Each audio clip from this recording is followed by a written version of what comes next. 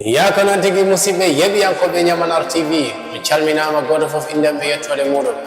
Ya kono tigi kibaru keso woni hantiti ko aranen ɗo wondude babati Jimaronko Kindo caggal nde juula balɗe tati eɗen paɗa ɗon e nder leydi Gambia ko hoton ko ɗon ɗo wiyete Sare Madi Dente ko ton woni ko paraɗen Jimaronko Kindo woni ko faɗa ɗon o yaha on ña kadi o hollira ɗon golle muɗum.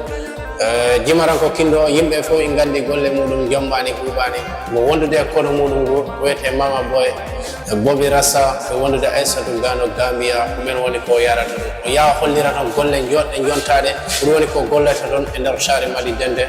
o caggal nde juula balɗe tati o jaadene oɗo vidéo babati seeɗa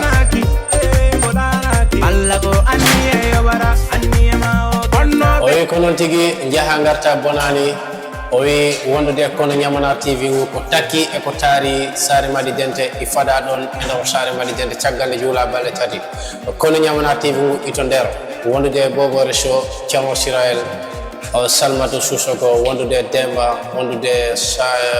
eke gorko Sousa Hammadi Kande wondude nguɗo kono Ñamanar TV timmugu ngoy fada toon e nder Sare Madi Dente caggal nde juula balɗe tati ɓe jaa kollira toon cosane aada kamɓe babati Jimaronko Kindo mo gandiranta programme muɗum yombani gila A ha Z ɓe Ñamanar TV ya hollira on ɗon programme babati Jimaronko Kindo kala no kumpar programme o yaha to YouTube sa windi Ñamanar TV walla to Instagram walla to YouTube kala to mbawɗa yaade partout sa windire Ñamanar TV ma yi programme gila A ha Z inchallah hunde mankata oɗon programme on yeɓiyankoɓe Ñamanar TV on calminama ha yesso ko lawol caggal nde juula balɗe tati